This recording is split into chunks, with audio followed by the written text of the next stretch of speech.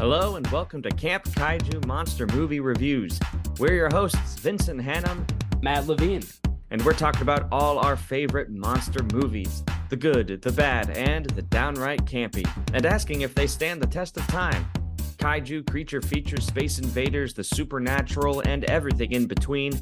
All strange beasts welcome here. Camp Kaiju is sponsored by BanditsEmporium.com, where you can shop exclusive monster-inspired t-shirts with part of the proceeds supporting this show. BanditsEmporium.com. Hit the link in our bio.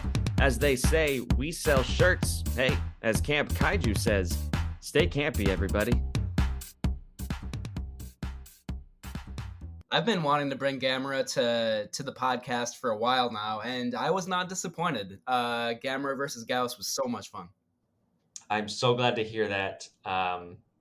Everybody, I was just introducing Matt to Gamera for the first time. Well, I don't know. I shouldn't assume that. But before we get started, huge just thank you for hanging out, for listening and supporting, whether you do that on the podcast you listen to, on Instagram, our website, or Patreon. Thank you, Frank Olson. But either way, your ratings and your reviews mean the world to us, and just share the podcast with a friend if you think this is something they would like. That's the best way to help us grow the show, because we're growing, moving and shaking, folks, and we really can't do it without all your love and support. Indeed, it means a lot. Thank you. Speaking of Patreon, for as low as $5 a month, you can get access to bonus features. Our last bonus feature was about the 1910 short Frankenstein adaptation, not produced by Thomas Edison. It was a great conversation. You know, anytime you can talk about a silent movie that's over a century old, that's about like one of the classic monsters of all time, how can you go wrong? It was great. Yeah. So check out Patreon. Matt, did you want to talk about the website at all? CampKaijuMovieReviews.com. We post a lot of stuff on there. We post lists. We post reviews that go a little bit more in depth about the movies that we talk about on the podcast. Seems like it would be impossible to go more in depth, but somehow the reviews on the website do that. So yeah, check it out. There's a lot of good stuff on there. So Gamera versus Gyaos. Before I run my mouth more, Matt, what's your experience with Gyaos, with Gamera, with this movie? Where are you coming from? Yeah, you were right before when you said you kind of introduced me to Gamera, as you've done for kind of the classic Kaiju series in general. Of course, I had seen the original Godzilla and a couple other movies here and there, but yeah, in terms of like, a lot of the extended Godzilla universe and Gamera and Mothra, I'm kind of coming to a lot of that for the first time with this podcast, and I love it. I mean, this is something that I've been trying to like, educate myself on and like explore a little bit more, and I just have put it off and put it off. So everybody knows Gamera. I feel like it's such a cultural figure, like the flying turtle. Who doesn't know that sort of the legend of Gamera or whatever? But yeah, to see him in action, especially a weird, creative, bizarre kind of sequel like Gamera versus Gyaos. Yeah, like I said before, it's so much fun, even more kind of just wild and bizarre than I thought it would be. Right. And Gamera versus Gyaos is a movie that I didn't watch until this past year, but as soon as I watched it, I am in love with this movie and I want to talk about this movie. I did, you have Gamera, the giant monster, which was the first one in the series, which is a solid monster flick in my opinion. And we'll talk about that maybe for our patrons. But be that as it may, Gamera is a monster movie series that I loved as a kid, though I can't remember one memory of me actually watching a Gamera movie, except when I was like a baby, like 5 years old. One of my earliest memories is literally going into a video store and wanting to rent a Gamera movie. That was the thing.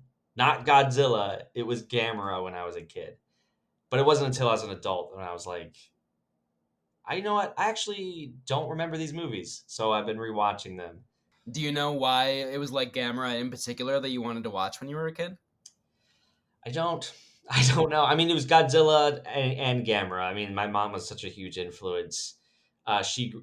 These movies in the '70s when she was in the '60s and '70s were just always on TV, but she was able to watch them, and she was one of those rare nerds back then who had access to these properties and just transferred it to me.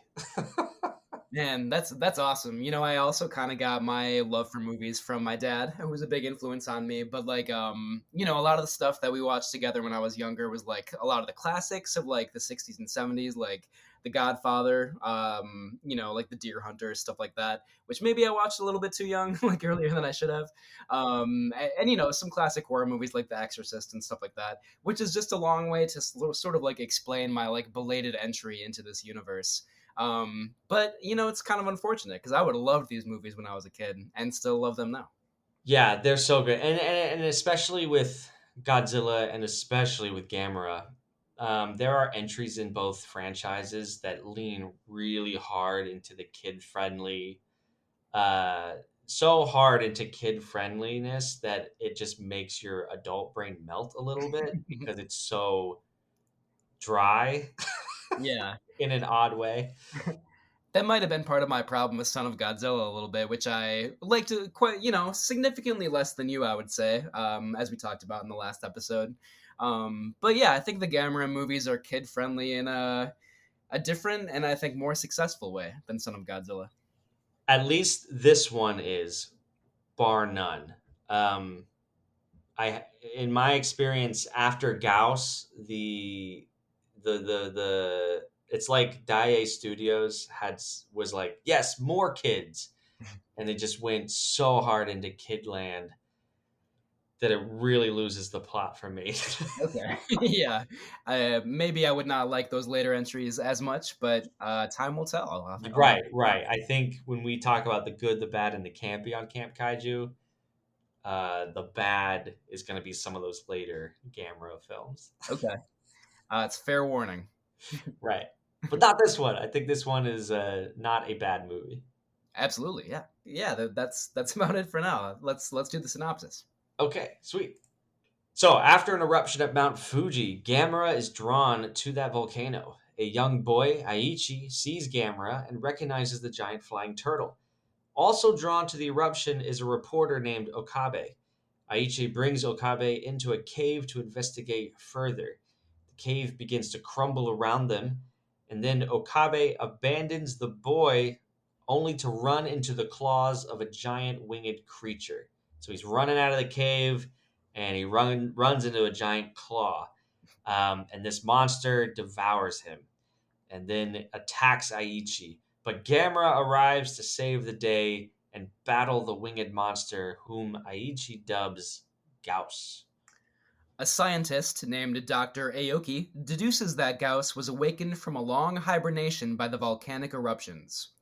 Meanwhile, the Chuo Expressway Corporation's plans for a roadway face challenges when the local villagers refuse to leave. The resistance is a ploy to increase the bid on the land. However, villagers become divided on whether to sell their land or not due to Gauss. And as the military attempts to bomb Gauss out of its mountain nest, Gauss repeatedly thwarts these efforts with a powerful and far reaching laser that slices attacking jets and helicopters in half. Eventually, Aichi claims that Gauss is nocturnal. Despite the use of military flares, however, Gauss attacks the city of Nagoya when the sun goes down. Gamera appears again and battles Gauss once more, this time biting off Gauss's toes in the process. An amazing scene. Yes. Dr. Aoki discovers that exposure to ultraviolet light causes the toes to shrink. A plan is formed to disorient Gauss long enough for the sun to rise and kill it, using artificial blood as bait. This blood is placed in a bird bath contraption on top of a spinning power station. Because, of course, that's the most surefire way for this plan to succeed. As Gauss laps up the blood, the power station rotates and dizzies the kaiju.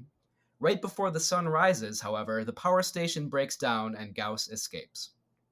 As for that expressway, it is rerouted due to Gauss. Aichi has an idea, however, to start a forest fire that will kill Gyaos. Gyaos depletes the fire with a yellow vapor, but the fire attracts Gamera, who once again engages Gyaos in a showdown.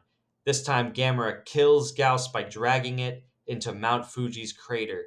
As the authorities celebrate, Shiro, who is a foreman of sorts for these road construction workers, affirms that work on the expressway will resume. Aichi bids farewell to Gamera as he flies away. A happy ending. It is a happy ending. And this just in, breaking news. We have a new patron. Ooh, hooray! We should get a gong to celebrate that next time. I can play like a Godzilla roar, but I like the gong too. Or it should be a Gamera roar since we did it on the Gamera episode. Perfect. We'll just have to have a lot of different sound effects ready for whenever it happens. Again, reliving our dream of being like late night shock jock monster hosts. Yeah, the dream is real. Do you want to take a guess at who the patron was? Ooh, is it Ellen? No, you're close though. Is it Kelly? Yep. Oh, nice. My partner Kelly. Thank you, Kelly. And if you're interested in Patreon, check it out. We would love to welcome more patrons to our collective.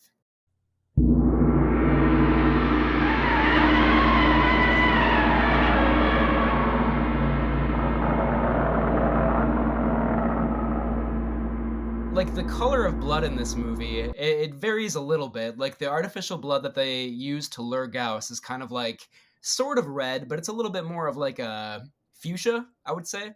And then like some of the other blood that we see, like especially for Gamera himself, is kind of like a purple color. There's like a magenta colored blood at another point as well. So like these just like geysers of blood in this like supposedly kid friendly movie are just like really crazy looking and like gruesome and psychedelic at the same time. I love it. It just blew me away, especially considering this film came out the same year as Son of Godzilla. So you can look at the difference that these franchises are taking, where Son of Godzilla, I think, is very tame and very kid friendly, whereas Gamera, yeah, there's just so much blood.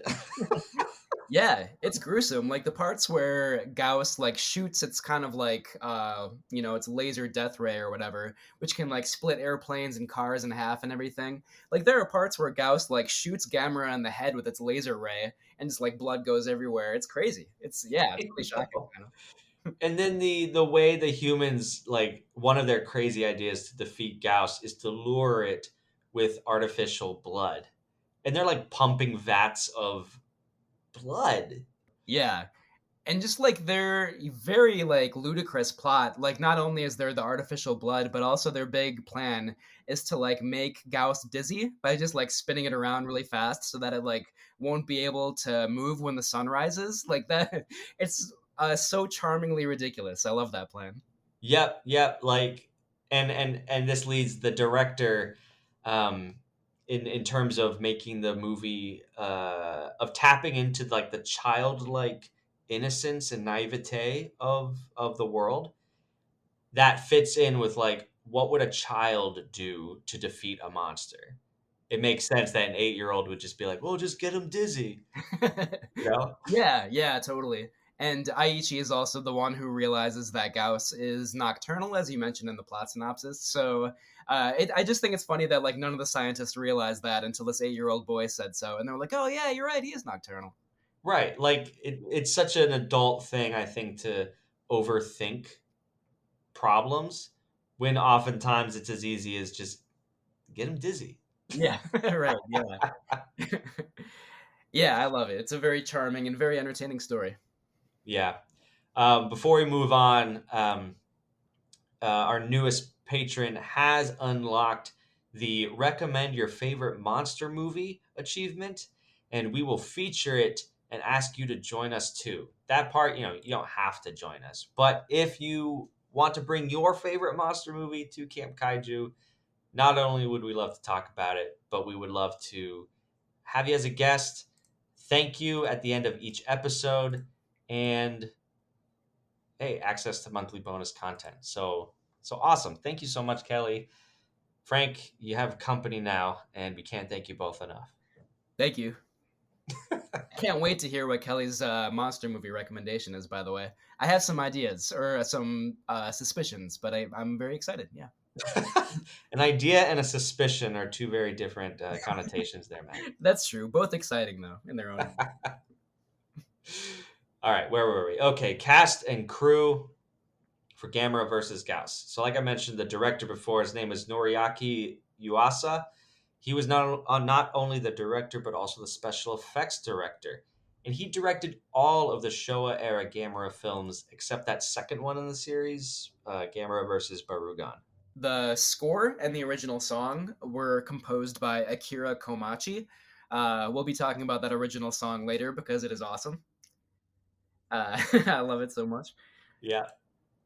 The film was written by Nissan Takahashi, and this is such a great not a shared universe, but how I don't know, creatives just bounce ideas off of each other. So the director Yuasa, he had an idea to what if Dracula was a kaiju, because Toho recently had released Frankenstein Conquers the World. So a rival studio, Daiei, was just like, yeah, why not tap into a vampire kaiju? Yeah, I love it. And even the design of the Gauss creature, it almost looks like it's wearing a cape and has the sort of widow's peak hair that Bela Lugosi has in the original Dracula, there are visual similarities, which I think is a lot of fun. See, I never put that together. I love that. See, Yeah. Now I appreciate Gauss's design a little bit more because I wasn't a fan until just this very second. Oh, I'm sure we'll talk about this more, but I like the design a lot, especially the glowing red head when it's caught out in the daylight. It's great. Oh yeah, that's cool. Yeah. All right, sweet. So we got vampires, we got Frankensteins. The cast is, if you're a fan of early Gamera, some of these faces may be familiar. Kojiro Hongo played Shiro Tsutsumi. He had been in the previous year's Gamera versus Barugan. Naoki Abe played the child Aichi Kanamura. Yoshiro Kirihara played Dr. Aoki. And Teruo Aragaki was the suit actor in Gamera. Who, if I remember right, Teruo Aragaki, he had to be kind of a bodybuilder, right? Because the suit for Gamera was so big and heavy and hard to move around. They needed to find the toughest actor stagehand to be in the suit, which I think is pretty impressive. I believe that because when you compare the Gamera suit to the Godzilla suit, I think the Gamera suit is inherently more difficult to probably wear and navigate. Gamera's on his fours most of the time, or even when he's on his hind legs. It's just more of a stockier, bulkier costume than the taller, leaner Godzilla. Yeah, it looks like it would have been just a beast to move around. Pun intended, I guess. Yeah. A strange beast. So that's our cast. That's our main cast and crew, I should say. Before we go into the production backstory, we just want to shout out BanditsEmporium.com. They are the official t-shirt partner of Camp Kaiju. You can check out a select list of monster-inspired t-shirts. Partnered with Camp Kaiju. We have a couple more designs in the hopper right now. I reached out to my artist, about that. We might have a mech-inspired design, and we might have a mimic-inspired design. That one's for you. Nice. I'm very happy to hear that. There probably aren't too many mimic-themed t-shirts out there anymore, so that is pretty exciting. Yeah, I hope it turns out well. My friend, when I showed him a picture of the cockroach monster from Mimic, he said, "Oh, wow, that's frightening." Cool, yeah. Yeah, legitimately frightening, and also the outdated CGI a little bit frightening in a different way. Yeah. If you haven't checked out Mimic, everybody, it's Guillermo del Toro's Hollywood premiere. Yeah. A notoriously difficult production, but there's a lot of good stuff in that movie. Yeah, definitely check it out. and then listen to our episode about it. But either way, banditsemporium.com. Hit the link in our bio. What, as they say, we sell shirts. As Camp Kaiju says, hit the Gamera gong effect.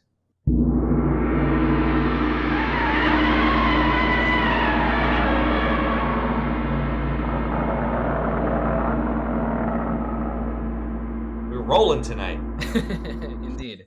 So, Gamera vs. Gyaos was the third film in the Gamera series, which started with Gamera the Giant Monster in 1965, and then was followed by Gamera vs. Barugon in 1966. So, Barugon, the second film, while critically successful, underwhelmed at the box office, and Daiei studio head Masaichi Nagata brought back Noriaki Yuasa, who had directed the first film.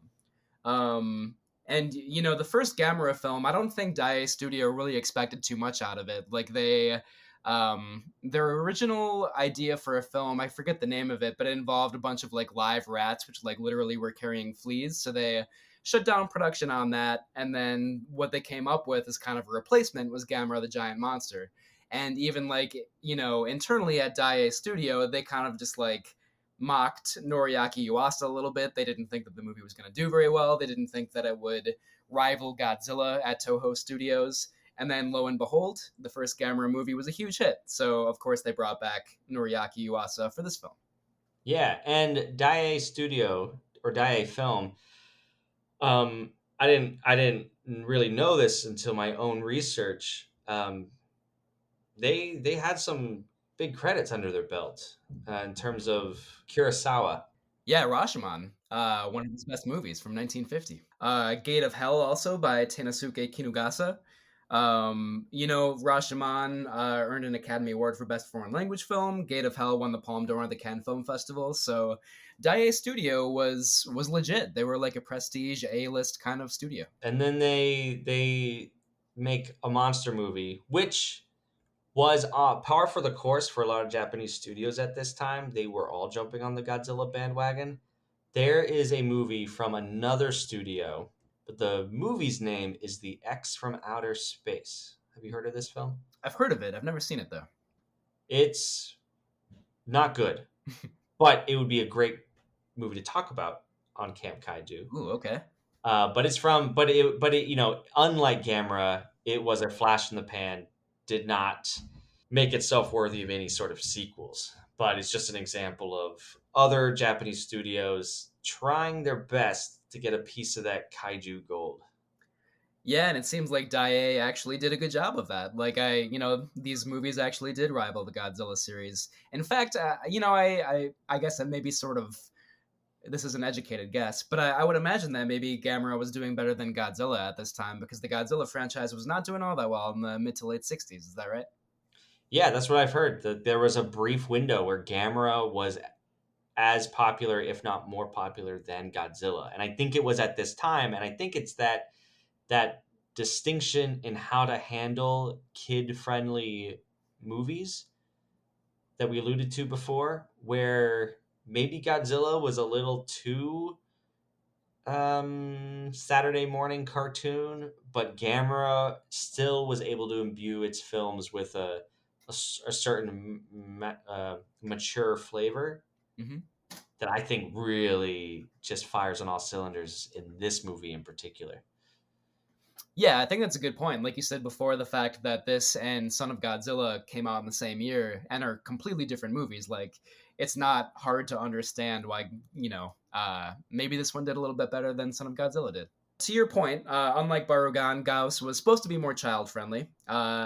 It was influenced by films, we kind of touched on this already a little bit, but Frankenstein Conquers the World, War of the Gargantuans, as well as The Birds by Alfred Hitchcock. I read that the filmmakers were kind of inspired by that. Which, yeah, interesting. Like it's maybe in like some of the like glimmers of like the formative idea of like the flying sort of like bat like creature. I could see it, but yeah, kind of an unexpected influence there, I would say. That is really interesting you say that. There is a 1995 Gamera movie called Gamera Guardian of the Universe. That was the Heisei era sort of reboot of the franchise. Watch that one when you get a chance. Gyaos returns as the antagonist. That's why I watched it the other night just to prepare for this episode, because I was like, I want more Gyaos in my life. Well, Gyaos in that movie starts off as three small Gyaos creatures, winged bat-like creatures, and that reminds me of the birds. That's why I bring it up, because there's multiple of them, and Gamera is just like swatting them away, and eventually Gamera kills all but one, and that one little Gyaos grows into Super Gyaos. And then by the end of the movie, you have like the giant kaiju smackdown in the city. Wow. I hope we talk about that on the podcast at some point, because that sounds great. It is a really good movie. The more Gauss, the better. You're right. Yeah, so that's another reason why I think talking about Gamera versus Gyaos is why it's okay to skip the first two and just go to this one, because Gyaos is sort of Gamera's arch enemy, like Ghidorah and Godzilla. So I thought, why not go for this one? Yeah. You know, I watched Gamera the Giant Monster, the first one, as preparation for this conversation, and that's a really great movie too. So I would highly recommend that one to start off with. And, you know, hopefully I'll get around to Baragon at some point as well. Yeah, I think those three are great. So Gamera versus Gyaos was released March 15th, 1967 in Japan. It never saw a U.S. theatrical release, which was not unusual for these types of movies, but it did have a TV release in the United States, and it was redubbed Return of the Giant Monsters. The subplot of the development of the expressway, it's actually a pretty substantial storyline in the film. It takes up kind of a lot of the running time, I would say, which honestly sort of messes with the pacing a little bit, but it's pretty interesting in a thematic and political way. I don't want to take away your thunder. You wrote down this this quote from Yurasa. Did you want to talk about this, or I No, can... that's all right. You go for it. I think you're off to a good start. Sorry. Yeah, so the director, Noriaki Yurasa, he was talking about the sort of political context of the film in referencing the post-war Japanese infrastructure boom. There was a lot of construction going on in Japan at the time, kind of the economic miracle, which followed World War II for a couple decades. So Yuasa said, Takahashi-san's screenplay shows Japan as it was during that time, when building the infrastructure was so important.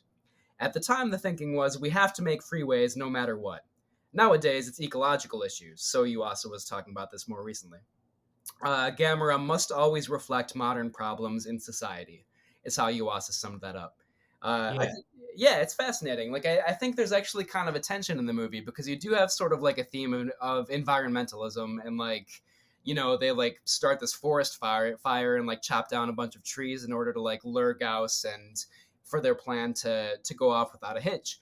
But at the same time, you know, this corporation that's building the roadway is kind of like the hero in a way, and it's a happy ending when construction on the roadway goes forward as planned, and you know, people get their jobs back, like development continues to thrive. It's just a weird kind of tension in this movie, I think. I agree, and I think watching it as a progressively minded person in the 21st century, when the road construction people were pretty much, I mean, this is the impression I got. Please correct me if you got a different impression.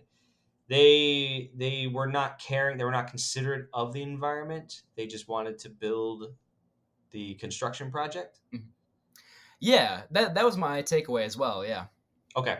So, you know, my first thought is, ooh, no, we need to like save the earth, which I still think is true.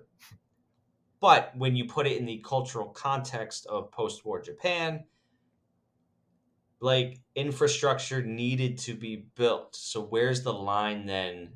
And it's a rhetorical question. Where's the line between, you know, the idealism of something like preserving the natural environment versus the arguably realistic expectations of building transportation networks, of providing jobs for people so they could support their families. You know, I just think that is a great question for our time that this movie actually brings up. Yeah, for sure. Because the villagers are not really like resisting the development for like ethical reasons. They're actually holding off so they can make more money. Which like you would maybe think maybe they're going to be like the heroes and they're going to like rise up against the construction company, but that's not really the case here. And in fact, Aichi's sister says at one point like, "Why are they resisting the development of the freeway? Won't it be good? Like I think she says, "Won't it be good for our village or whatever?" So yeah, the movie definitely seems to think that going forward with the development of this freeway is the best thing that can happen. It's also kind of an interesting tension because, on the one hand, Gamera versus Gyaos is like the story of like the wonder of like a little kid who just like loves Gamera and is like viewing the world with this wide-eyed wonder. And we talked about the sort of like let's make the monster dizzy. Like it has that kind of childlike wonder, but at the same time, it has this kind of like political and economic subtext. And those two things you wouldn't think they would go together all that well. But it just kind of makes for a weird, fascinating mixture in this movie. Mm-hmm. And then thinking about just what the monsters represent, Gauss is born of the mountain. Like you were led to believe that Gauss has been in hibernation for a very long time, and the volcanic eruption of Mount Fuji awakens the monster. I think you could read it as a metaphor for Mother Nature striking back for this, like, okay, you can have your freeway, but there's a consequence to pay. That's a great point. I think that's totally right. And I think that's where the sort of unexpected influence of the birds comes in a little bit, like Mother Nature rising up against humanity. Like, yeah, we see that in the form of Gauss a little bit. Yeah. The theme of children in Gamera is like that's like the crux of the whole Gamera identity. His moniker is the friend of all children, which I just love. Godzilla kind of fell into that camp.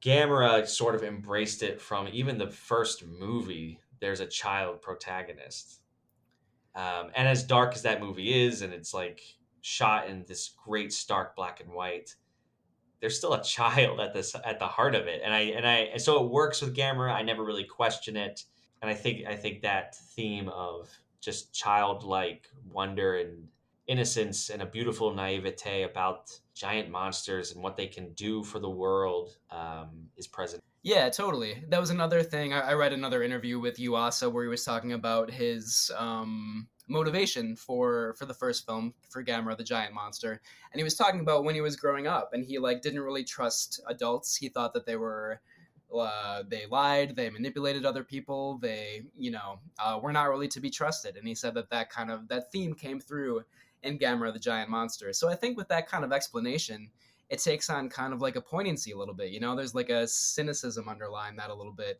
about the adult world, even though like most of the adults in this movie are honorable and like scientists that are in it for the right reason and all that stuff. But like it's just a fascinating interview because it reveals a level of like bitterness is a strong word, but like world weariness, I guess. I mean, you just have to think about post-war Japan. Like, yeah, there was a boom, but maybe the adults are invariably imprinted by the experiences of World War II. But a character like Aichi was born after the war, was born into this economic boom. Yeah, I mean, the difference between the mental perceptions of the world are going to be huge. Yeah, for sure. This is slightly off topic, but like at the end of Gamera the Giant Monster, so the first movie in the series, the boy, at the end of that movie, Gamera is like sent up to Mars basically, and the boy is like, "I'm gonna become a scientist and visit you." So like, not only is it like childlike wonder, but it's also like the power of science and like innovation. Yeah, Which is kind of another unexpected infusion of like childlike wonder and like development in science and innovation on the other hand. it's like Gamera is propelling us forward in science and exploration. Yeah, right. While he's like spinning into the air with his like rotating thrusters or whatever. He's showing us the way. What do you think about Gamera's design?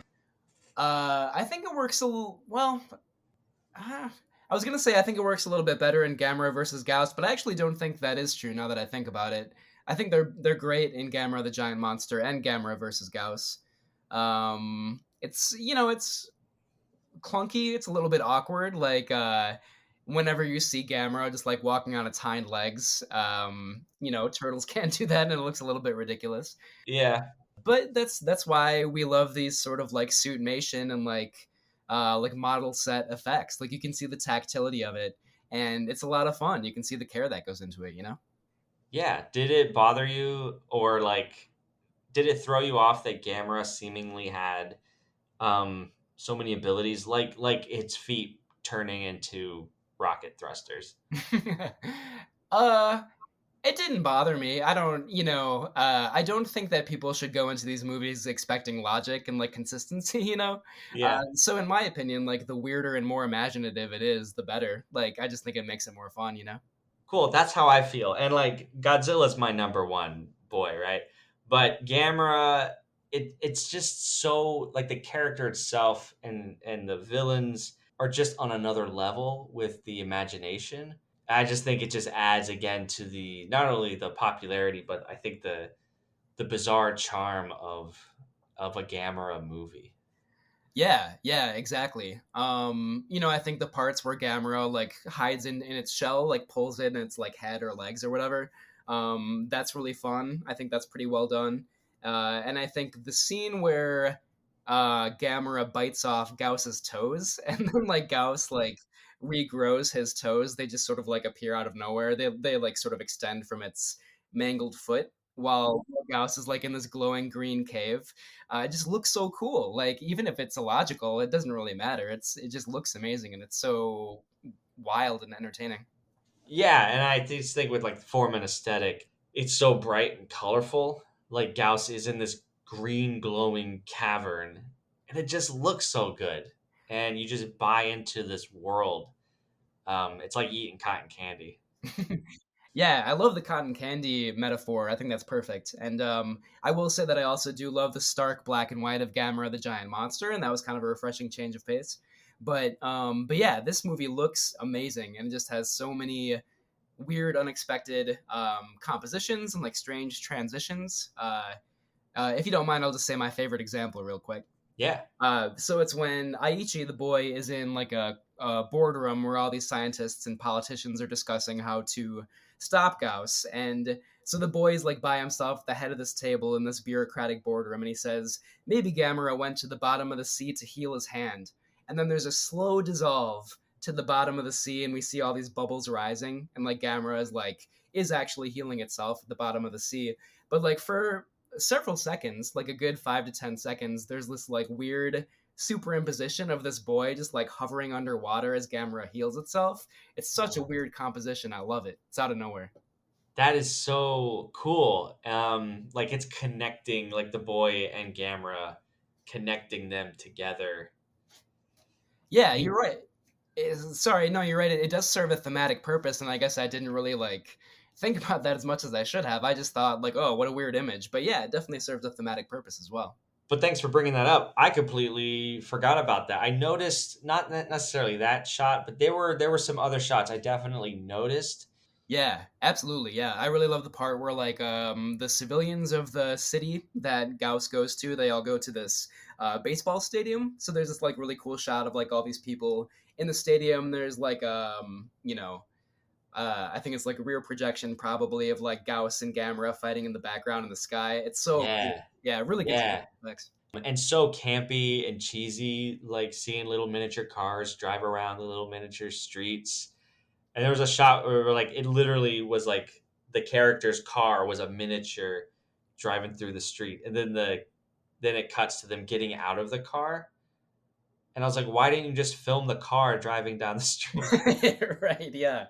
Yeah, that seemed like way more work than would have been otherwise. Yeah. There was no reason why that needed to be a miniature, but it just adds to the campy charm of the film. Totally, yeah. And there's a funny moment too where like we see another toy police car, like uh, in motion or whatever. And like at first you think that it's supposed to be like real and diegetic and like they're actually in this cop car, but then it turns out to be like actually Aichi the boy's toy car. So it feels like kind of like a self-reflexive meta cinematic moment where like the movie is playing with like its own special effects, but it's actually just a toy that this kid is playing with. I love that moment. Whoa. I'm immediately gonna watch this movie again after this. Like just to revisit and see what we're talking about here. That's so cool. Yeah, I loved it. There's a lot of little creative stuff like that in this movie. I just love moments where like they didn't have to go to all that work to set up this like kind of difficult shot, you know? But it like adds to like the just like the weirdness and the sort of visceral nature of the film. Right. I think that those little things may seem inconsequential at the time, but they're the reason why we're talking about this movie 50 years later or whatever. Yeah, totally. And a reason that I want to see it again right away too, even though I just watched it last night. Like there's a lot to it. Yeah. For me, like another big part of the good category is the monster fights themselves. They're so, like you said, they're bloody. They look crazy. You know, you're rooting for Gamera the whole time. They're actually pretty intense, especially in comparison with Son of Godzilla, which we just watched a couple weeks ago. Um, yeah, so the monster fights in this movie are really fantastic, and that seems fitting because I think I noticed in the opening credits that like the actual translation of the title is like Gamera versus Gyaos giant monster duel or something like that. So that seems appropriate. They fight 3 times in this movie, and it's pretty well spaced out. And I think you get your money's worth for with each fight.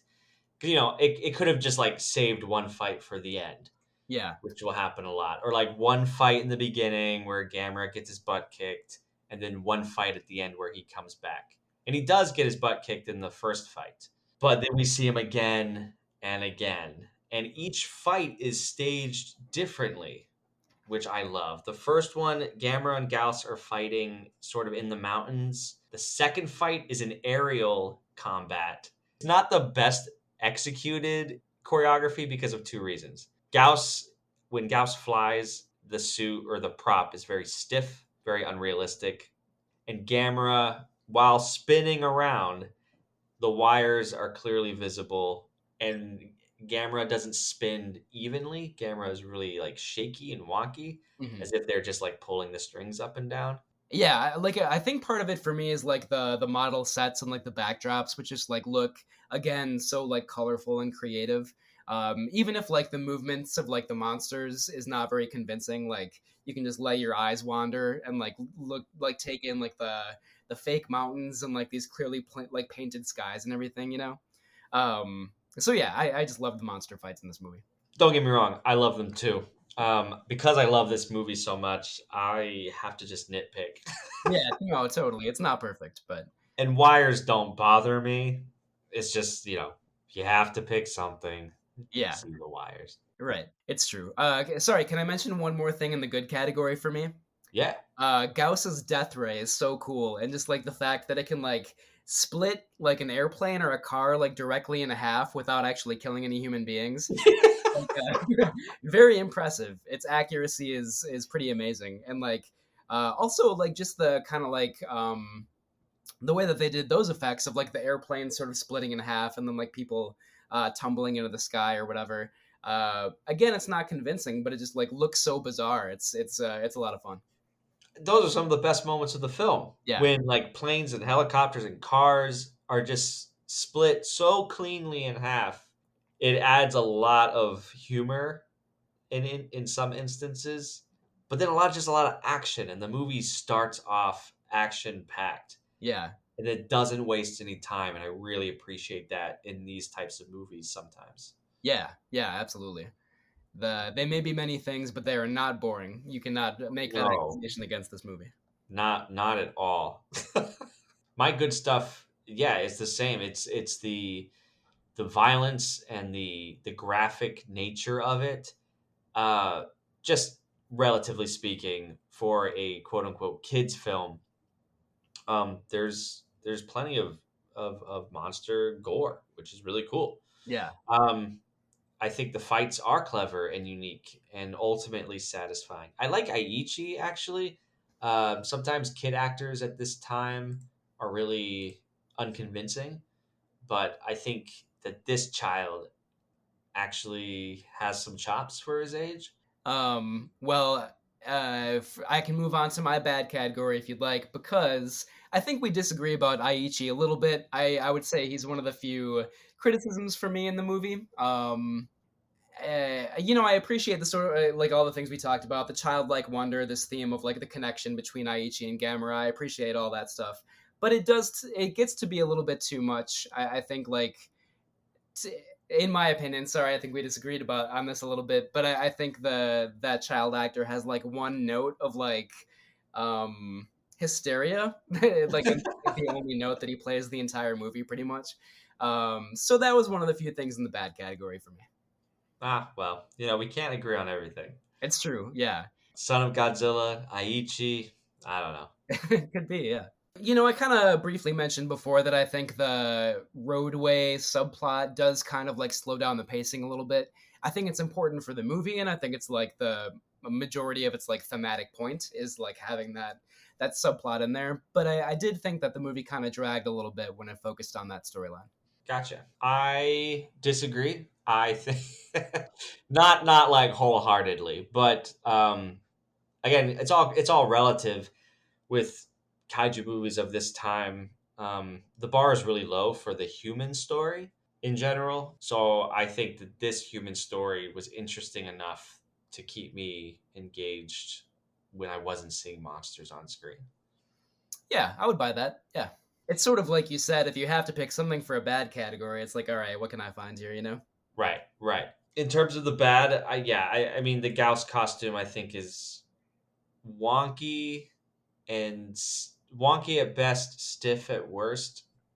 I don't know. Yeah, there's just something about it, but it's a purely personal aesthetic. I like what you say that it invokes the classic Bela Lugosi Dracula, and I see that now. So whatever I just said, I could just throw out the window. No, I think it's valid. It's pretty stiff at times for sure. I do love the moment you mentioned this in the plot synopsis when the reporter just like stumbles like into the claw of Gauss and then it's like lifted into its fangs basically, and there's like this extreme close up of these sharp fangs, and it's like, whoa, this dude just got eaten. Like I did not really expect that. It's a pretty like gruesome way to introduce the character of Gauss, and yeah, even if like the suit is like not great at times, like it's still like introduced in this very visceral way. Yes, and that just reminded me of one of my favorite parts of this film is that it doesn't shy away from people being killed by the monster. Gauss, when he's rampaging through the city, eats people, and you see it, and you see Gauss just step on people. Like this monster is deliberately murdering people.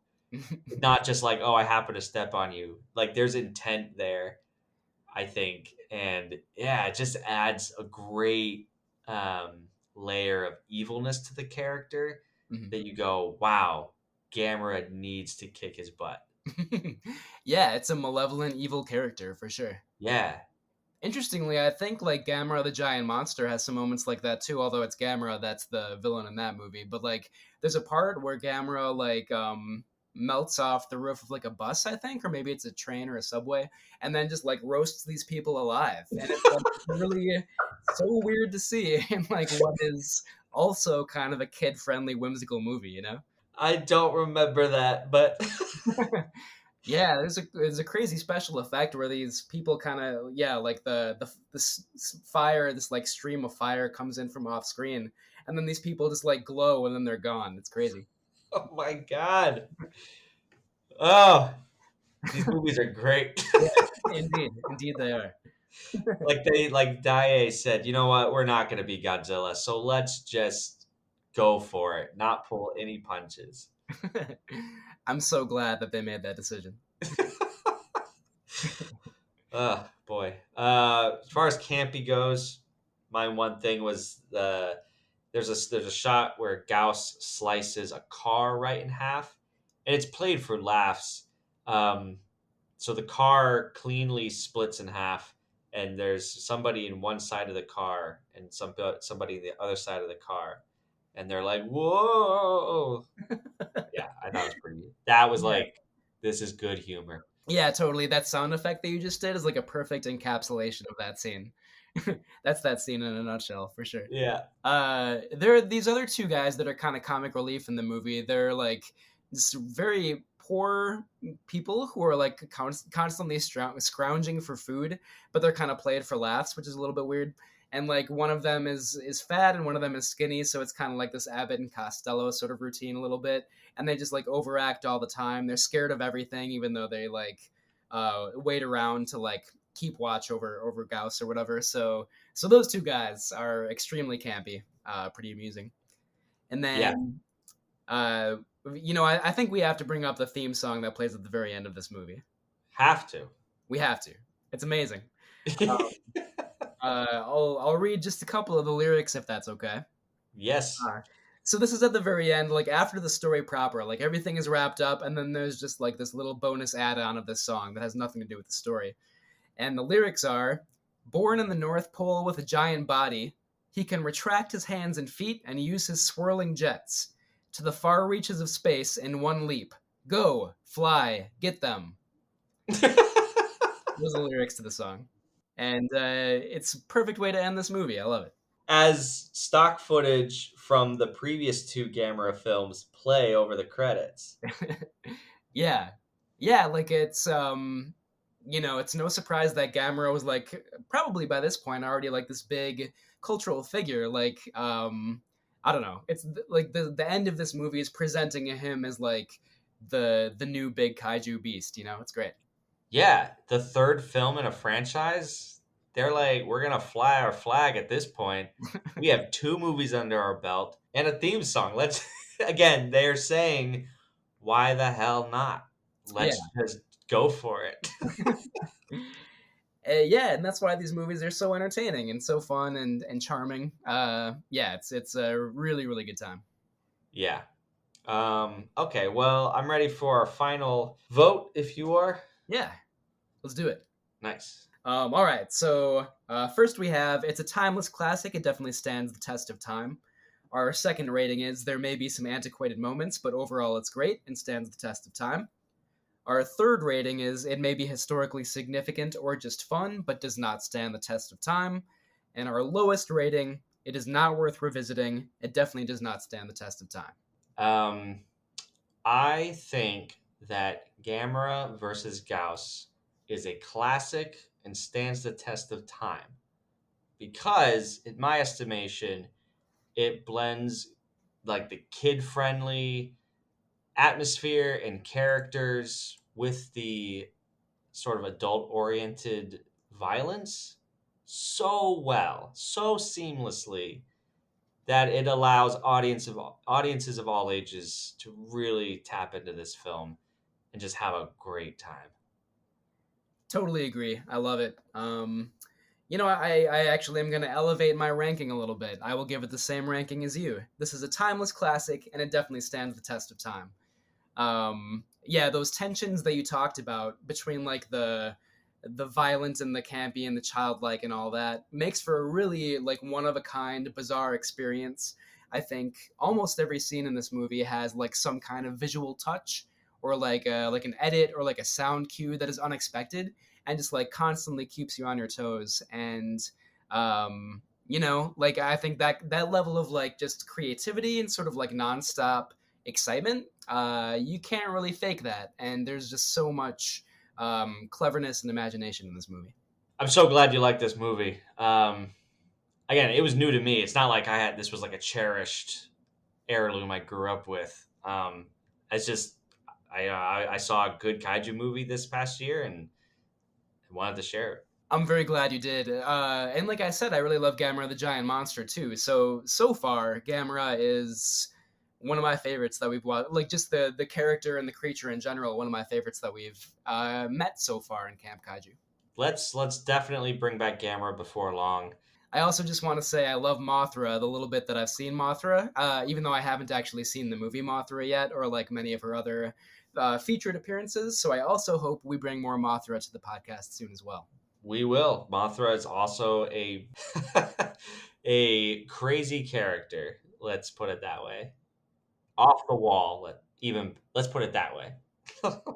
I can't wait. Yeah. Is there anything else we want to talk about like upcoming stuff? What we'll be doing in December? So just everybody. Again, we will be partnering with the Disney podcast Gaze Do the D. We will be talking about Luca from Disney Pixar next episode, I believe. And then a little later on, maybe past Christmas, but we will cross over and be guest hosts on that podcast to talk about the 1954 20,000 Leagues Under the Sea. So look out for that crossover event. I can't wait. It just goes to show that the world of kaiju is vast, if not infinite. Definitely infinite. And thank you all for hanging out. If you liked what you heard, please tell a friend, leave a rating and review, and visit campkaijumoviereviews.com, Instagram, or even Patreon for more monster movie content. Links in our bio.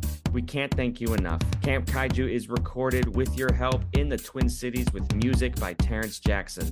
Oh, and before I forget, Camp Kaiju is sponsored by banditsemporium.com, where you can shop exclusive monster-inspired t-shirts with part of those proceeds supporting this show. banditsemporium.com. Find the link in our bio. As they say, we sell shirts. And again, as Camp Kaiju says, thank you, friends. And until next time, stay campy.